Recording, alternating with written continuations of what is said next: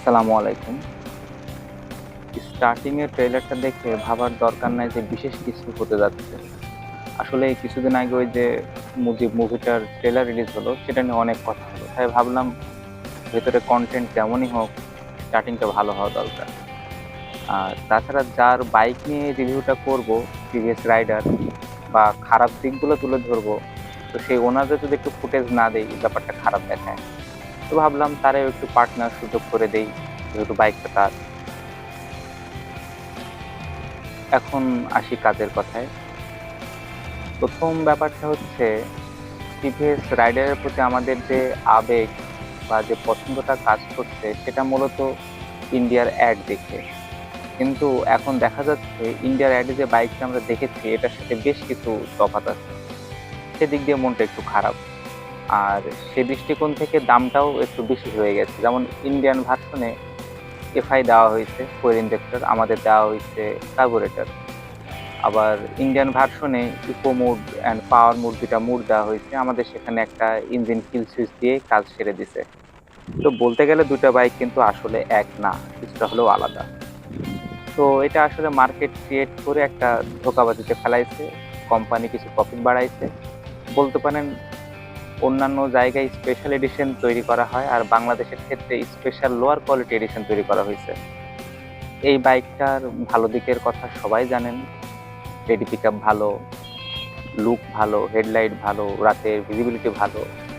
তো এসব নিয়ে কথা না বলি, যে দিকগুলো ভালো লাগে নাই সেগুলো নিয়ে কথা বলি। প্রথমে আসি মাইলেজের ক্ষেত্রে। সত্যি কথা বলতে 3000 কিলোমিটার চালানোর পর মাইলেজ হার্ডলি 45 পাইছি, যেখানে খুব ভালোভাবে চালাইলে 4V, আপাচি 4ভিও 40-এর কাছাকাছি মাইলেজ দেয়। সেখানে একটা 125 সিসি কমিউটার বাইক 45-এর আশেপাশে মাইলেজ দিচ্ছে, ব্যাপারটা মোটেও মানানসই না।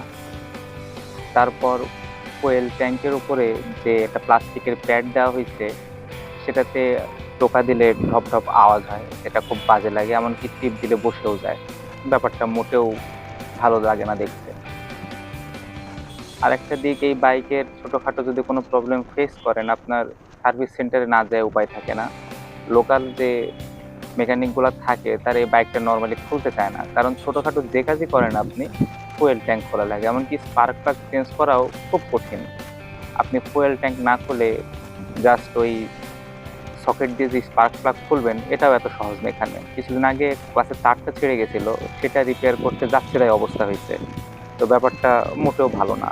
যদি বাইক মেকানিক সহজে খুলতেই না পারে তো কাজ করবে কিভাবে? আরেকটা ব্যাপার হচ্ছে, আপনি দিচ্ছেন এখানে কার্বোরেটর ইঞ্জিন, অথচ সেখানে কোনো রিজার্ভ ট্যাঙ্কি দেন নাই। আবার ফুয়েল মিটারে যে দেখাবে কত কিলোমিটার চলতে পারে সে টাইপ কোনো ইন্ডিকেশনও নাই। তো সবসময় তো এটা সম্ভব হয় না যে আপনি ফুয়েল ট্যাঙ্ক ফুল করে নিয়ে ঘুরবেন, তেল থাকতেই তেল তুলবেন, এটা হয় না সবসময়। আমার মনে হয় এখানে কিছুটা হলেও রিজার্ভ ট্যাঙ্ক বা রিজার্ভ ফুয়েল রাখার ব্যবস্থা করা উচিত ছিল। আর একটা জিনিস, কমিউটার বাইক অথচ কিক স্টার্টার নাই, ব্যাপারটা ফিচার মনে হলো আমার কাছে এটা একটা খারাপ দিক। কারণ ইলেকট্রিক ওয়্যারিং এর ব্যাপার, সিবিআই এর ব্যাপার, সমস্যা হইতেই পারে। সেখানে অবশ্যই কিক স্টার্টারটা থাকা জরুরি ছিল।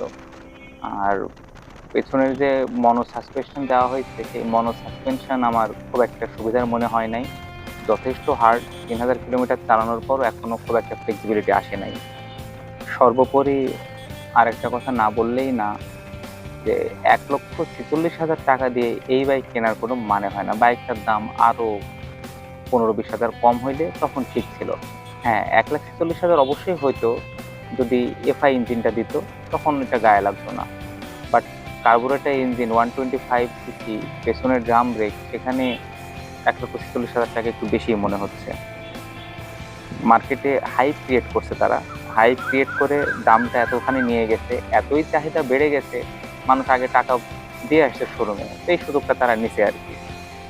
এতটাই হাইপ ক্রিয়েট হয়েছিল যে বাইকের পেপারস আসে নাই, কিচ্ছু আসে নাই, শুধু বাইক আসছে, মানুষ সে বাইক নিয়ে আসছে, 2 মাস ধরে এখনো বাইকের পেপারসই ঠিক মতো আসে না অনেক শোরুমে। তো আসলে ইন্ডিয়ার মার্কেটে লঞ্চ হলে আমাদের এত ঝাঁপায় পড়ার কিছু নাই। কোনো একটা বাইক লঞ্চ হওয়া মানে বিশেষ কিছু লঞ্চ হচ্ছে এমনটা ভাবারও কিছু নাই। ও হ্যাঁ, আর একটা ব্যাপার, আমাদের দেশে যে ডিজিটাল মিটারটা দিছে সেখানে কিন্তু এক্স কানেক্ট ফিচার বা মোবাইলের সাথে ব্লুটুথের যে কানেক্টিভিটি সেটা নাই। বাট ইন্ডিয়ান ভার্সনটা কিন্তু সেটা আছে। তো এতগুলো ফিচার্স কমায় দিয়ে মার্কেটে আনার কারণ কি বাংলাদেশের মার্কেটে সেটা বুঝলাম না। বাইক যে খারাপ তা বলছি না, কিন্তু ইন্ডিয়ান ভার্সনের সাথে তুলনা করলে বাইকটা অবশ্যই খারাপ এবং দাম দৃষ্টে বাইকটার মান আপ টু দ্য মার্ক হয় নাই। বাইক নিয়ে যে অসন্তুষ্ট তা না, কিন্তু ইন্ডিয়ান ভার্সনেতে কম্পেয়ার করতে গেলে অসন্তুষ্ট হয়ে যাচ্ছে, কোনো উপায় থাকছে না। তো ভবিষ্যতে দেখা হবে নতুন কোনো ভ্লগ নিয়ে। ততক্ষণে পর্যন্ত বিদায় জানাচ্ছি। সবাই ভালো থাকবেন, আমাদের জন্য দোয়া করবেন। খোদা হাফেজ।